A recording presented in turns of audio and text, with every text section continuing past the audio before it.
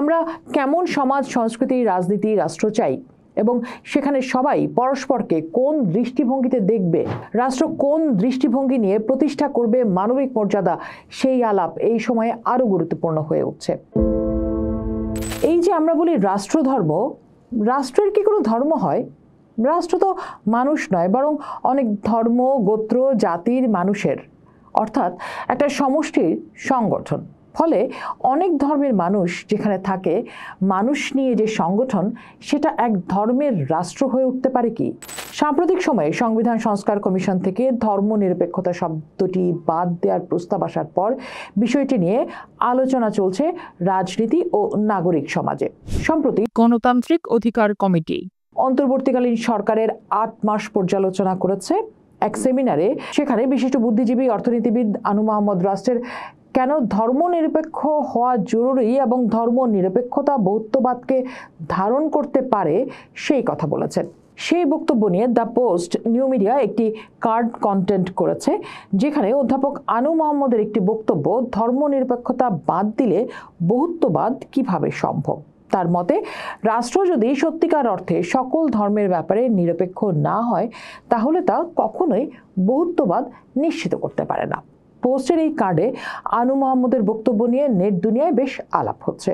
লেখক ও প্রাবন্ধিক ফিরোজ আহমেদ এই বক্তব্যের সাথে মত দ্বিমত প্রশ্ন তুলে নিজের ফেসবুকে একটি বিশ্লেষণমূলক পোস্ট দেন। তিনি বলছেন, আনু ভাই ধর্মনিরপেক্ষতা শব্দটি যে ব্যাখ্যা দিয়েছেন তা কিছুটা খণ্ডিত এবং বাস্তবতা বিবর্জিত। ফিরোজ আহমেদের যুক্তি হলো, ধর্মনিরপেক্ষতা শব্দটি বাংলাদেশের মানুষের কাছে অস্পষ্ট এবং বিভ্রান্তিকর, কারণ পশ্চিমা সমাজে এই শব্দের মানে হয় চার্চ ও রাষ্ট্রকে আলাদা করা। কিন্তু আমাদের অঞ্চলে ধর্ম মানুষের জীবনের সঙ্গে গভীরভাবে মিশে আছে। তার মতে, ইউরোপের ধর্মীয় ইতিহাস ছিল অনেক বেশি সহিংস। সেখানে চার্চ জনগণের ওপর দমন চালাতো। তাই তাদের জন্য ধর্মনিরপেক্ষতা মানে চার্চের প্রভাব থেকে মুক্ত হওয়া। কিন্তু আমাদের অঞ্চলে এমন কোনো ইতিহাস ছিল না, বরং আমাদের এখানে ধর্ম মানুষের পরিচয়, সংস্কৃতি, ছুটি, উৎসব সবকিছুর সঙ্গেই জড়িত। ফিরোজ বলেন, আমাদের দেশে ধর্মনিরপেক্ষতা শব্দটি অনেক সময় উল্টো প্রতিক্রিয়াও তৈরি করে। মানুষ এটিকে ধর্মহীনতা বলে মনে করে, ফলে রাজনীতি ও সমাজে একটি দূরত্ব তৈরি হয়। এই সুযোগে মৌলবাদ ও সাম্প্রদায়িকতা মাথাচাড়া দিয়ে ওঠে। এজন্য তিনি প্রস্তাব করেন, রাষ্ট্র যেন অসাম্প্রদায়িক ও বহুত্ববাদী হয়, অর্থাৎ রাষ্ট্র কোনো ধর্ম বা সম্প্রদায়ের প্রতি পক্ষপাত না দেখিয়ে সবার প্রতি সমান আচরণ করবে, কিন্তু ধর্মের উপস্থিতিকে অস্বীকার করবে না। এটা হবে বাস্তবতার সঙ্গে মানানসই পথ। তবে এখানে একটা প্রশ্ন ওঠে, শুধু অসাম্প্রদায়িকতা শব্দটি ব্যবহার করলেই কি আইন ও সংবিধানে সংখ্যালঘুদের সুরক্ষা নিশ্চিত হবে? আনু মোহাম্মদের বক্তব্য অনুযায়ী না। যদি সংবিধান থেকে ধর্মনিরপেক্ষতার শব্দটি সরিয়ে ফেলা হয়, তাহলে রাষ্ট্র একটা নির্দিষ্ট ধর্মের দিকে হেলে পড়বে। তখন বাকিরা নিরাপত্তাহীন বোধ করবে। সাম্প্রতিক সময় দেখা গেছে, সংবিধান সংস্কার কমিশন থেকে ধর্মনিরপেক্ষতা শব্দটি বাদ দেওয়ার প্রস্তাব এসেছে। আদিবাসী জনগোষ্ঠী এরই মধ্যে তাদের সংস্কৃতি, জমি ও আইন নিয়ে শঙ্কা প্রকাশ করা শুরু করেছে। এসব ঘটনা দেখেই আনু মোহাম্মদের বক্তব্যটি আরও প্রাসঙ্গিক হয়ে উঠছে। আবার ফিরোজ যে প্রশ্নটি তুলছেন সেটাও অযৌক্তিক নয়। ইউরোপের অনেক দেশ এখনো সংবিধানে কোনো না কোনো ধর্মকে স্বীকৃতি দেয়। যেমন যুক্তরাজ্যে রাষ্ট্রধর্ম আছে, কিন্তু তারা আইন ও নীতিতে সবাইকে সমান গুরুত্ব দেয়। অন্যদিকে ফ্রান্স ধর্মনিরপেক্ষ দেশ হয়েও অনেক সময় মুসলিমদের উপর হিজাব বা বোরকা নিষিদ্ধ করে। ফলে ধর্মনিরপেক্ষতা সব সময় সাম্যের গ্যারান্টি দেয় না।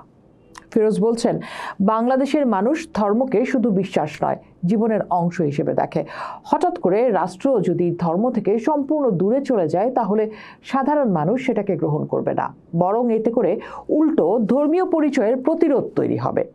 তবে একটা গুরুত্বপূর্ণ দিক হলো, ধর্মনিরপেক্ষতা মানে ধর্মহীনতা নয়, ধর্মের বিরোধিতাও নয়, বরং রাষ্ট্রের ধর্মের প্রতি নিরপেক্ষ দৃষ্টিভঙ্গি বজায় রাখার অঙ্গীকার এবং কোনো ধর্ম, গোত্র বা জাতিসত্তা দিয়ে রাষ্ট্র কাউকে বিচার করবে না বলে প্রতিশ্রুতিবদ্ধ হওয়া।